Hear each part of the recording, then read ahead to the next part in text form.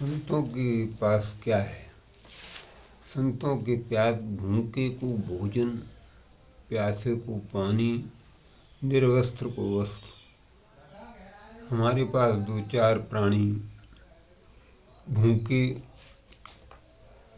तीन चार तो कुत्ते हारी बीमारी वाले बेचारे आके आश्रम पर पड़ जाते हैं, उनको भोजन देना। और साधुओं के आश्रम पे भोजन मिलेगा, और गृहस्थ चाहे उसके यहाँ 1000 कुंटल दाना क्यों न हो, उसके यहाँ से साधु भूखे ही चले जाते हैं। और साधु के पास अगर भोजन खुद खाने को हो या न हो, लेकिन साधु किसी को भूखा नहीं जाने देता। तो वर्षा वहाँ बरसे या सूखा हो, अगर समुद्र में वर्षा होने से कोई फायदा नहीं होगा, लेकिन इस कलयुग की महिमा का यही मतलब है कि कलयुग में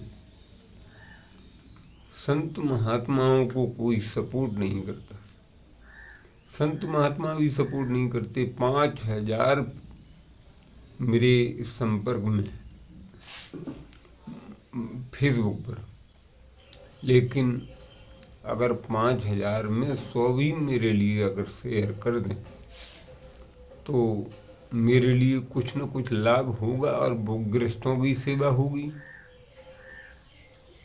संतों की सेवा होगी, भूखे प्यासे जीव जंतुओं की सेवा होगी।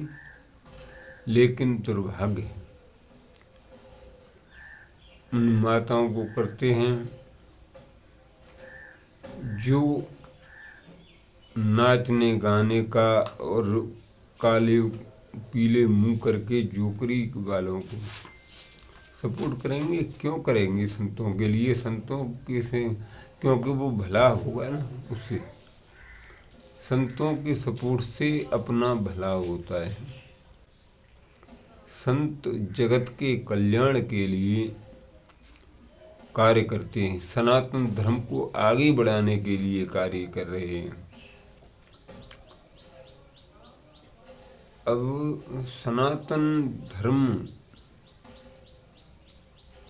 कलयुग, घोर कलयुग के समीप जा रहा है। उसको बचाने का कार्य संत कर रहे हैं। स्वामी प्रेमानंद जी महाराज, अनुरुद्धाचार्य और हम जैसे बेचारे लगे हुए हैं। क्यों कि सनातन धर्म गर्त में न जाए। सनातन धर्म दिन प्रतिदिन गर्त में जा रहा है। छोटे कपड़े, पहले कमीज पहनती थी हमारी माताएं बहनें, आदमी धोती कुर्ता कमीज पहनता था। अब वो टी शर्ट लोग भाई लोग पहनते हैं तो वो पेट से थोड़ी से ऊपर, और पेट दिखता है, और पैंट ऐसी पहनते हैं। क्या ये पहनावा है? कम से कम अपना शरीर को, पुरुषों से मैं अपने भाइयों से कह रहा हूँ कि अपने शरीर को ढको, अच्छा कपड़ा पहनो। और अब तो खैर माताओं बहनों के कपड़ों में बहुत बदलाव आ चुका है। वो लोग अब ढीली पैंट पहनना आरंभ कर दिया है। बहुत अच्छी बात।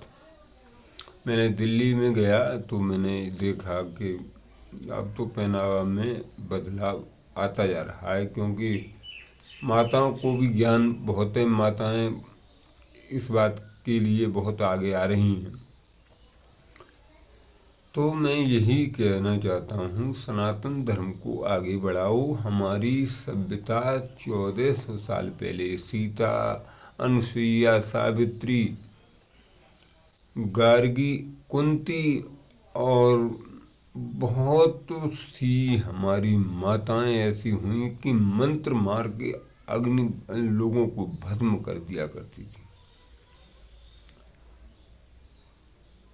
पार्वती जी को जब यज्ञशाला में भस्म हो गई तो देवताओं ने कहा कि अग्नि से वो जब ले करके भोले बाबा भागे, तो उन्होंने किया कि जहाँ भी उनका सब गिर जाएगा, पृथ्वी भी भस्म हो जाएगी, वरना इनके टुकड़े कर दिए जाएं। चक्र से उनके 108 टुकड़े कर दिए।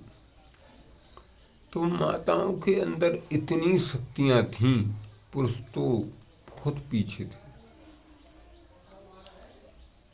उन शक्तियों को याद करना चाहिए बहनों को, उन शक्तियों को याद करना चाहिए। उन शक्तियों को याद करके उनके आचार विचारों से चलना चाहिए। हमारे संतों ने, अगस्त ऋषि ने सारे समुद्र को सोख लिया। परशुराम जैसे वीर जो क्रोध अवतार बताए जाते हैं, उनके मारे पृथ्वी कंपायमान होती थी। लंकेश जो कि 32 दिन युद्ध भगवान राम, मर्यादा पुरुषोत्तम भगवान नारायण के अवतार, जो दुष्टों का नाश करने के लिए 32 दिन तक युद्ध हुआ, ऐसे महावीर वीर पे हमारे भारत में पैदा हुए हैं। तो उन वीरों को याद करो, उन दुष्टों को क्यों याद करते हो जो नंगा नाच नाच रहे हैं।